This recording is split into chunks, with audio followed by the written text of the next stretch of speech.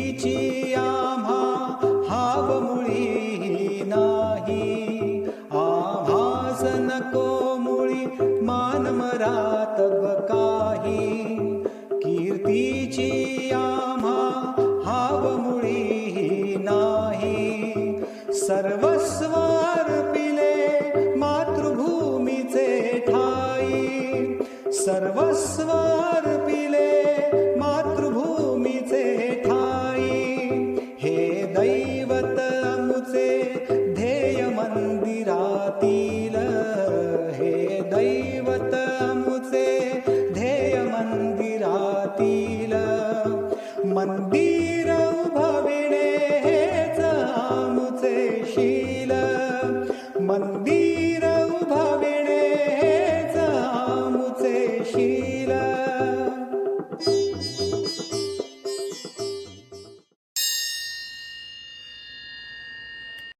सरस्वतीचे साधक भैयाजी सहस्त्रबुद्धे या व्हिडिओसाठी माहिती संकलन करणारे खामगावचे राष्ट्रीय स्वयंसेवक संघाचे स्वयंसेवक श्री मिलिंद काळे यांनी सांगितलेल्या काही हृद्य आठवणी मला हा व्हिडिओ अंतिम टप्प्यात असताना प्राप्त झाल्या. त्या आठवणी पुढील प्रमाणे आहेत. भैयाजी रोज पहाटे प्रभात फेरी काढत. ही प्रभात फेरी ते शहरातील वेगवेगळ्या वस्त्यांतून काढत असत आणि सूर्यवंशी म्हणजेच उशिरा उठणाऱ्या स्वयंसेवकांना ते उठवत असत. ह्या फेरीत भैयाजी स्वतः भजन म्हणत असत वा रामनामाचा गजर करत असत. अनुभव असा होता की पुढे यापैकी अनेक स्वयंसेवक नजीकच्या प्रभात शाखेत नियमितपणे येत असत. दुसरी आठवण आहे, भैयाजींचे वडील ज्यांना सगळे बाबा म्हणत असत ते शहरातील मुलांना संस्कृत शिकवत असत आणि त्यांच्याशी संवाद देखील संस्कृतमध्येच करण्याचा त्यांचा आग्रह असे. सरतेशेवटी अटलजींच्या संबंधित एक आठवण सांगणं अत्यंत गरजेचं आहे. माननीय अटलजींचे आणि भैयाजींचे स्नेहबंध प्रदीर्घ काळापासून होते. अटलजी बाल स्वयंसेवक असताना भैयाजी संघाचे प्रचारक होते. अटलजींच्या जडणघडणीत भैयाजींचा फार मोठा प्रभाव होता हे आजवर देखील अनेकांना माहीत नाही. अटलजी आणि भैयाजी काही काळ एकाच क्षेत्रात संघ प्रचारक म्हणून कार्यरत देखील होते. या स्नेहबंधाविषयी ही अलवार माहिती स्वतः अटलजींनी खामगाव अर्बन कोऑपरेटिव्ह बँकेच्या इमारतीच्या लोकार्पण समारोहात जाहीरपणे सांगितली होती. असू आम्ही सुखाने पत्थर पायातील या दिवंगत संघ प्रचारकांवरील मालिकेमध्ये आजवर 85 व्हिडिओ प्रसारित झालेले आहेत. याच मालिकेतील 86व्या आणि 87व्या व्हिडिओत सरस्वतीचे निस्सीम साधक असलेल्या भैयाजींची जीवनकथा समाविष्ट करण्यात आलेली आहे. चला ऐकू तर. सरस्वतीचे साधक भैयाजी सहस्त्रबुद्धे यांची जीवनकथा. धन्यवाद. प्र. उपाख्य भैयाजी सहस्त्रबुद्धे यांच्या कार्याचा परिचय करून देणारा हा लेख. लेखन आणि संकलन मिलिंद रहाटगावकर. अभिवाचन दत्ता सरदेशमुख. प्र. उपाख्य भैयाजी सहस्त्रबुद्धे.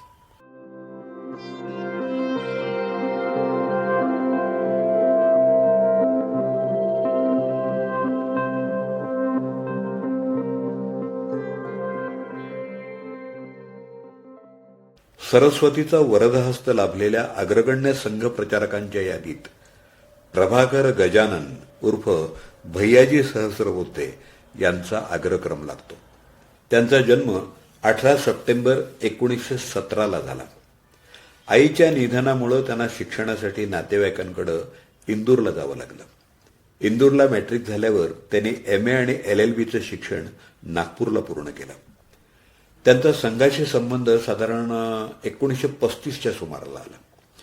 डॉक्टर हेडगेवार, बाबासाहेब आपटे यांच्या सहवासातून आणि संवादातून त्यांना संघाची कार्यशैली अवगत होऊ लागली. 1941ला बाबासाहेब आपटे यांच्या सूचनेनुसार भैयाजी सहस्रबुद्धे प्रचारक झाले. त्यानुसार ते उत्तर प्रदेशातल्या देवरिया इथे गेले. या संदर्भात त्यांनी एक आठवण सांगितली होती, ती अशी: देवरियाला जाताना वाटेत माझी पेटी चोरीला गेली.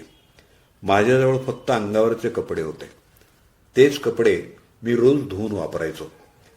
जवळजवळ 2 महिने मी तसेच काढले. माननीय बाबासाहेब यांना जेव्हा ही गोष्ट समजली तेव्हा ते म्हणाले, हे मात्र छान झालं, आता परत जायचे दोर कापले गेले आहेत. या सुरुवातीच्या प्रचारकी जीवनाबद्दल भैयाजी म्हणतात, मी 4 महिन्यांसाठी प्रचारक झालो होतो, पण तब्बल 11 वर्ष प्रचारक राहिलो.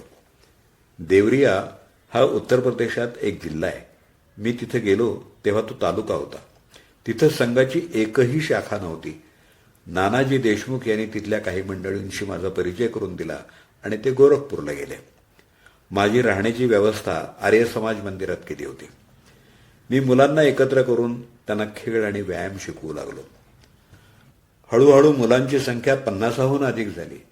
त्यातूनच देवरियाच्या आसपास संघ शाखा सुरू झाल्या. पुढे देवरिया इथून संघ शिक्षा वर्गात 3 स्वयंसेवक गेले. डॉक्टर हेडगेवार यांच्या विचार आणि वागणुकीनं ते प्रभावित झाले होते. त्यांनी संघ विचारधारा निष्ठेनं आणि अपार श्रद्धेनं स्वीकारली होती. संघ स्वयंसेवकाचं प्रशिक्षण आयुष्यभर सुरू असतं असं त्यांचं मत होतं. मित्रहो, भैयाजी आणि पंडित दीनदयालजी उपाध्याय या दोघांची विशेष मैत्री होती. याचा प्रत्यय दीनदयालजींच्या राष्ट्रजीवन की दिशा या पुस्तकाचा मराठी अनुवाद वाचताना सहज येतो. पहिल्या संघबंदीच्या काळात भाऊरावजी देवरस यांच्या सूचनेवरून ते लखनौमध्ये भूमिगत राहिले आणि त्यांनी संघकार्य सुरू ठेवलं. देवरियानंतर आझमगड, जौनपूर, गाजीपूर इत्यादी ठिकाणी जिल्हा आणि विभाग प्रचारक म्हणून त्यांनी काम केलं. गांधी हत्येनंतर संघावर बंदी घालण्यात आली. तेव्हा सुद्धा भैयाजी सहस्रबुद्धे यांनी भूमिगत राहून काम केलं. बंदी उठल्यावर उत्तर प्रदेशचे सहप्रांत प्रचारक आणि 1950 साली मध्य भारत प्रांत प्रचारक अशी जबाबदारी त्यांच्याकडे आली. 1952 ते 53 पर्यंत भैयाजी सहस्रबुद्धे मध्य भारत प्रांतात काम करत होते. त्यानंतर मात्र वडिलांच्या आजारपणामुळे त्यांनी श्री गुरुजींची परवानगी घेऊन प्रचारक जीवन थांबवलं आणि प्रापंचिक जीवन सुरू केलं. प्रचारक म्हणून थांबल्यावर त्यांनी इंदूरला 2 वर्ष वकिली केली. 1954ला ते खामगावला आले आणि एका महाविद्यालयात प्राध्यापक म्हणून काम करायला लागले. प्रचारक म्हणून काम थांबवलं तरी संघ स्वयंसेवक म्हणून त्यांच्याकडे विविध जबाबदाऱ्या येतच होत्या. 1975 मध्ये आणीबाणीचा काळा कालखंड सुरू झाला. संघावर बंदी घालण्यात आली. भैयाजी 19 महिने नागपूर कारागृहात होते. कारागृहात सरकारी नियोजनात अनौपचारिक संघ शिबिर होत असे.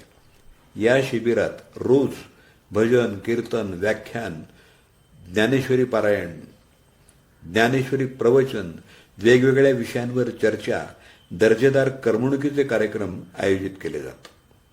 तुरुंगातले अधिकारी आणि इतर कैदी सुद्धा ऐकायला येत. आलेल्या परिस्थितीतून मार्ग काढायचा, निराश व्हायचं नाही आणि आदर्शांशी कधीही तडजोड करायची नाही हा त्यांचा संकल्प होता. भैयाजींचं स्वभाषा आणि स्वलिपीवरचं प्रेम हे असाधारण होतं. महामहिम राष्ट्रपती माननीय डॉक्टर अब्दुल कलाम यांना भैयाजींनी इंग्रजीत सही नको, राष्ट्रभाषेत सही असावी अशी पत्राद्वारे विनंती केली होती. त्याची दखल घेऊन डॉक्टर कलाम यांनी उत्तरादाखल पाठवलेल्या पत्रात देवनागरी लिपीत सही केली होती. भैयाजींच्या निरलस कार्याला पुरस्कार देखील प्राप्त झाले होते. 1996 साली राष्ट्रीय स्वयंसेवक संघ जनकल्याण समितीचा महाराष्ट्र प्रांतासाठीचा वाङ्मय पुरस्कार त्यांना माननीय अटलजींच्या हस्ते मिळाला होता आणि त्याच्यावर परमपूज्य गुरुजींचं स्मृतिचिन्ह होतं. 1999 मध्ये ते यवतमाळला आले. संघ कार्याबरोबरच सामाजिक सांस्कृतिक क्षेत्रात त्यांनी काम केलं. यवतमाळच्या सुप्रसिद्ध बालाजी मंदिरात भैयाजींनी श्रावण मास, प्रवचनमाला सुरू केली. या प्रवचनमालेमुळे स्थानिक लोकांमधून दरवर्षी 30 प्रवचनकार तयार होतात. अभ्यासपूर्ण सुश्राव्य प्रवचनांचा हा उपक्रम आजही सुरू आहे. मित्रहो, भैयाजींनी नोकरी अतिशय जबाबदारीनं आणि कार्यक्षमतेने केली. उरलेल्या काळात संघकार्य अखंडितपणे सुरू ठेवलं.